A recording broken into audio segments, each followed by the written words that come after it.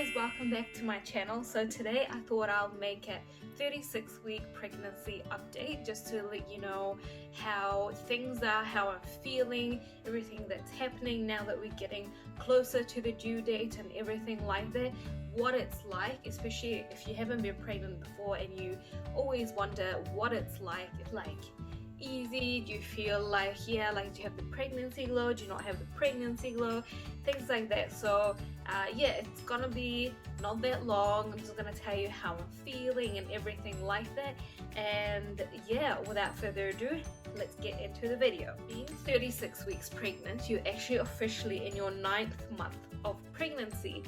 Yay! So almost there. So 4 weeks till my due date. So my due date is 6th of January 2021.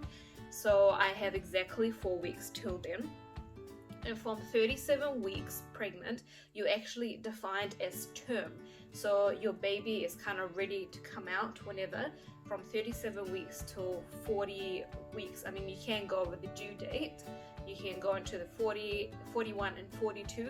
You'll be obviously overdue, but you can go into that. But from 37 weeks, you can safely have your baby, which is very exciting. So one more week until it's a possibility for the baby to be here. All right, now the baby should be about 2.7 kgs and 45 to 48 centimeters long.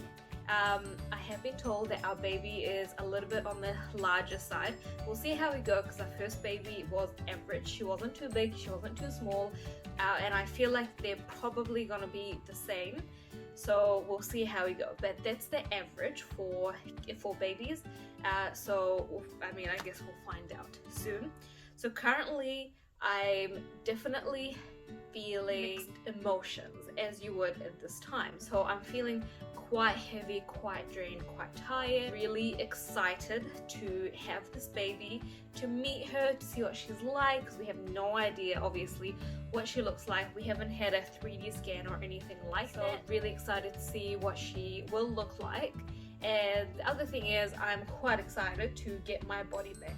Now I know that the body, or you, as you might not know, your body will not go back, definitely not instantly, probably never. Even if you put in all the effort, it will never be 100% back to original state, because you know you've gone through pregnancy and you've had babies and all that. Pretty excited to get my body back, not to be carrying this heavy load everywhere. That is a bit of a struggle, to be honest. It's not that easy, but at the same time I am a little bit sad, because this is probably our second and last pregnancy. We were always planning either 2 or 3 kids, so, and we are kind of deciding about the 3rd kid after the 2nd kid. So this might be our last pregnancy. We're not sure, we'll see how we go. Could be our last pregnancy, because we're deciding on the 3rd one depending on how this one goes. We're not quite sure, but our maximum is 3. We're actually deciding that after the 2nd child, so we'll see how we go pretty much. So as I said, I'm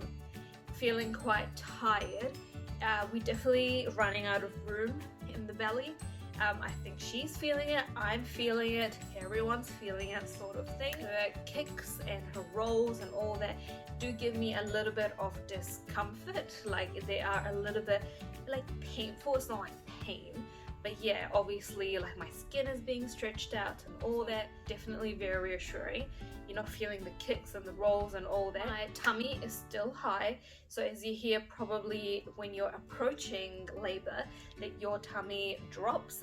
That hasn't happened yet at 36 weeks. It's still pretty high, or in the middle as I like to say, so it's not like fully high, but it's definitely not low at all, so she hasn't fully dropped. The other thing is that she is head down though, which is really good. It means we are on track to having baby that way, if you know what I mean. But in saying that, she does kick me in the bladder quite a lot, which always catches me by surprise. Although I am kind of more used to it, you can say, it always catches me by surprise, and I'm always like, ooh, like every time she does it, and people are like, are you okay, are you okay? And like, I am, but yeah, it's just like a sudden thing. Thing about this pregnancy though that I have been struggling with a little bit is obviously having a toddler while being heavily pregnant. Obviously last pregnancy I didn't have a toddler because she was my first baby, but this one I have a toddler and I'm pregnant and I'm trying to do everything at the same time, and I know lots of other mums do it. My first experience being pregnant while having a toddler, and we don't have a big age gap between them. So it has been a little bit of a struggle, you know, especially with carrying her, and I'm getting really tired and I feel like napping, but I obviously can't nap because I have a toddler that I have to take care of, which is all good. I'm not complaining. I don't have that luxury anymore, you know, of napping. Obviously with also carrying my toddler, I know it's not the best idea, but you actually have no choice. Like people say, you know, you shouldn't carry her and all that, but it's so unrealistic. I mean, you can physically just not carry her, but she's not going to be happy. I'm not happy because I want to take care of my child and I don't want to lose the bond. I don't want her to feel like, oh, mommy's pregnant and all that. She's forgotten about me. I do not want her to feel that way at all. As a result of me like carrying her as well, I do get like a bit of a sore lower back and kind of sciatica. She got some work done on my back, and this side, the left side, my left, does feel quite tight. Like that's where I do get the sciatica pain.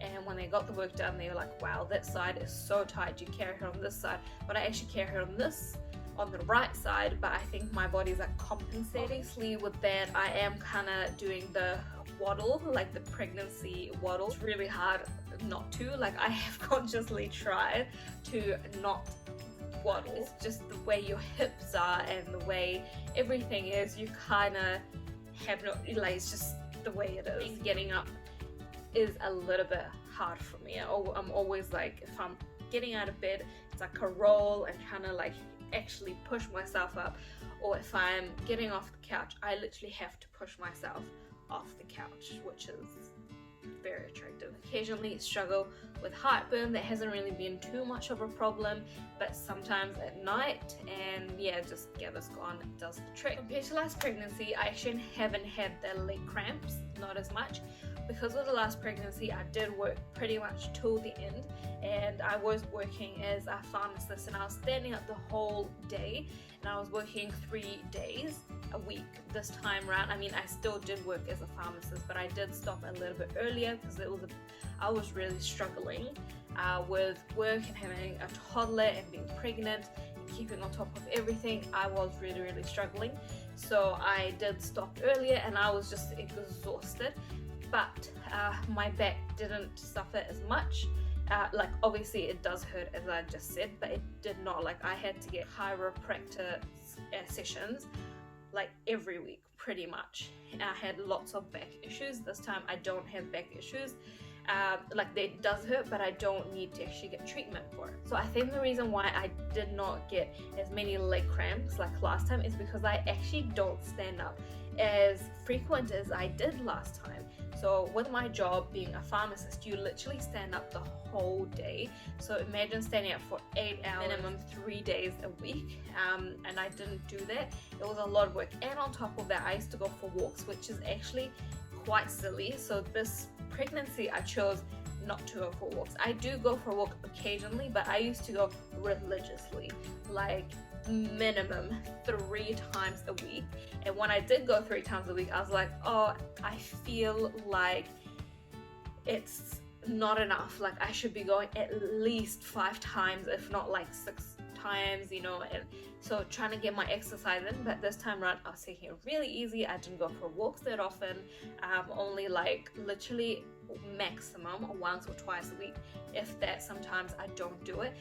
I'm definitely not recommending not exercising while you're pregnant, because that's kind of like the opposite of what you should be doing, but that made me really struggle. So alternative exercises I would recommend is swimming. Swimming is such a good one, or pregnancy yoga. That's so good. Just things that relieve or take the weight off your back, not put more weight on your back. I do have an appointment on Friday with my midwife, so we'll see how that goes. And today I did the 36-week blood test. Don't have the result for it yet. Currently at 36 weeks I do feel quite tired, and yeah, I do want a nap, but then I do get bursts of energy and I just want to like get everything done, and I just zoom around the house.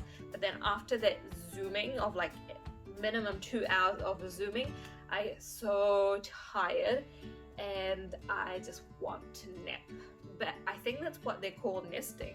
You know, when you get that burst of energy and you just want to clean and you want to organize everything and all that. You have seen my hospital bag video. I feel like I've prepared everything, but I do still get a little bit anxious as to whether I have everything in the hospital bag or not, if I have underpacked. So I always am wondering, have I underpacked, have I underpacked, have I not got enough, like, you know, like PJs and undies and clothes and all that, because you do bleed quite a bit after you have a baby.